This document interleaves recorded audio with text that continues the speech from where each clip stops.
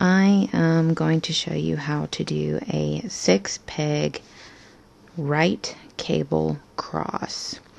Now, I want you to keep in mind that when you are doing a 6-peg cable cross, you need a gauge between your pegs, half gauge or smaller. It's important because that's the only way you're going to be able to crisscross 6 stitches. So,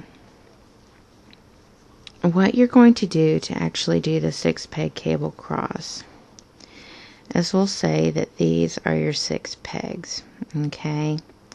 So what you're going to do is you're going to skip the first 3 pegs. So you're going to skip peg 1, 2, and 3. You're going to take your working yarn and you're going to E-wrap pegs 4, 5, and 6. Toss those loops over.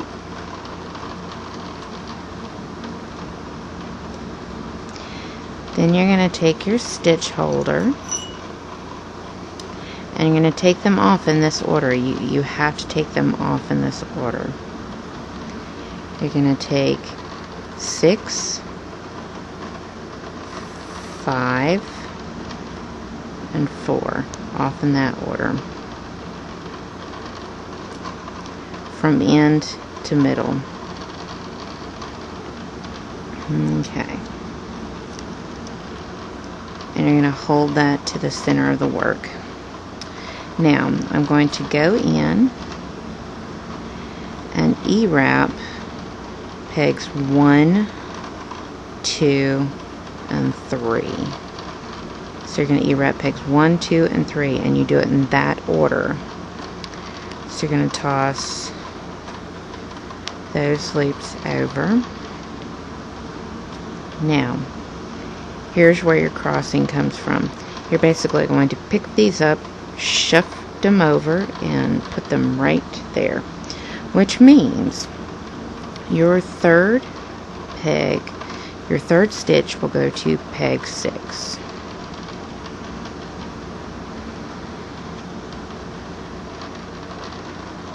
So I'm going to take them off first, second, and third peg and hold them onto my hook. I'm going to take stitch 3 and put it on peg 6. Then I'm going to take stitch 2 and put it on peg 5. And then I'm going to take stitch 1 and put it on peg 4. Then I'm going to go in and take my stitch 4 and place it on peg 1. Then I'm going to take stitch 5 off the stitch holder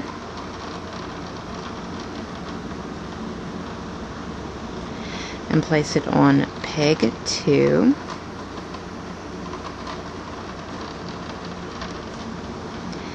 Then stitch 6 is going to go onto peg 3. That is your cross. Now my suggestion is, because you had to kind of really do that loose, you need to go in and tighten up your stitches. And you go from the first peg over to the 6th peg.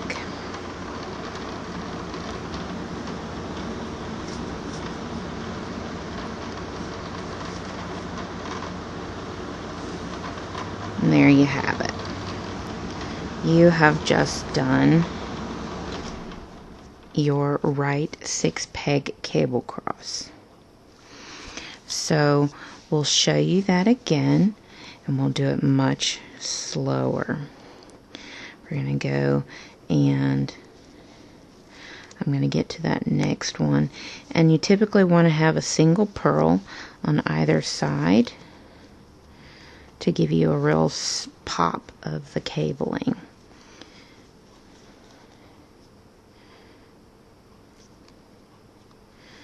Okay, you're up to purl 1. Okay, here we go. The next 6 pegs.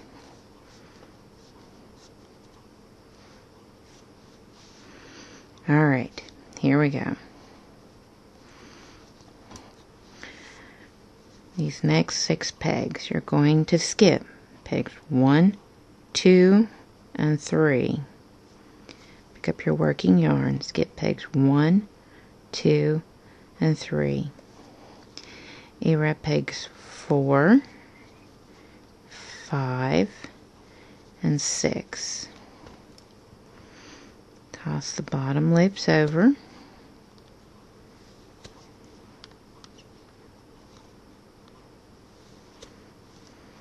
Then you're going to take off stitch 6 and place it on your stitch holder first. Then you're going to place stitch 5 on the stitch holder next, and then stitch 4 on the stitch holder. And you need to do it in that exact order. Take your stitches off the pegs, hold those into the center of the loom, pick up your working yarn, and your working yarn is actually going to go in front of those stitches, okay? So you're going to go in front of those stitches, and you're going to go back to peg 1, which is right here. So you're going to E-wrap pegs 1, 2, and 3. Yes, you're E-wrapping 1, 2, and 3. The reason being is because you're taking and you're basically lifting all these up, shifting them over, and putting them over here. You need your working yarn to be right here, ready to purl. And that's the reason why you go in and you E-wrap peg 1 rather than E-wrapping peg 3. So now that you've done that, you're going to lift up stitch 1, put it onto the hook, lift up stitch 2 and put it onto the hook, and lift up stitch 3, put it onto the hook. Now you're going to place stitch 3 on peg 6 right there. Then you're going to place stitch 2 on peg 5, which is the next available peg. Then you're going to place stitch 1 on to peg 4. Then we're going to go back to our stitch holder, and we're going to take our first stitch off, and that is going to be stitch 4, because that was the last one we put on. So you're going to take stitch 4 and place it onto peg 1, like that. Then you're going to take off stitch 5,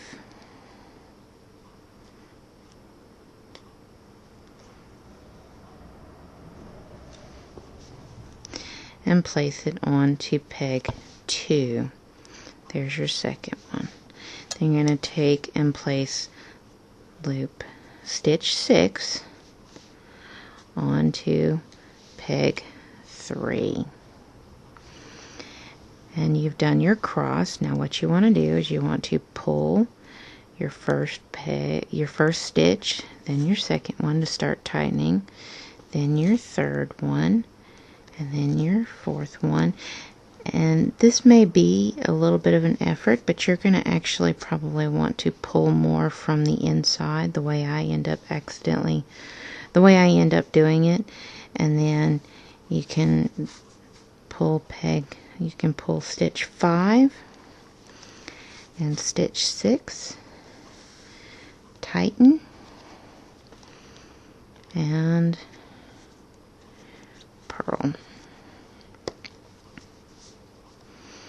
And again, you have just completed a 6-peg right cable cross.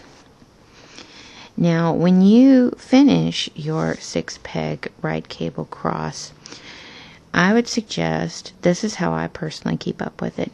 If you're doing 6 pegs, then you'll want to do 6 rows in between your cabled rows. So typically you'll want to do,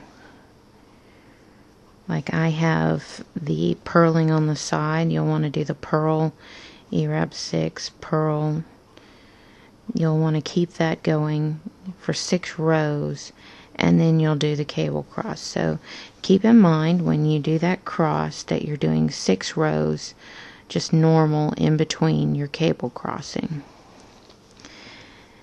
And like I do with my 4, if I'm doing 4 right 4 cable cross, stitch cable cross, I keep in mind that I'm going to do typically 4 rows in between. You can do more, you can do less, but this is how I generally keep up with it. So that is actually how you go about doing a 6 peg cable cross. Again, if you're going to do it, you'll want to do it with a half gauge or smaller. That's the only way that that's really going to work. And if you're wondering, this is a pattern I'm doing on the 60 peg half gauge loom that is the Cindy Wood loom. They've just now started doing the even number pegs on all their looms, which I find is actually really wonderful. Makes it easier to do cabling. So that is how you do the 6 peg cable cross, and I'll be sure to post the link to be able to get this pattern online in the info box below. So that's it. That's how you do the 6 peg cable cross.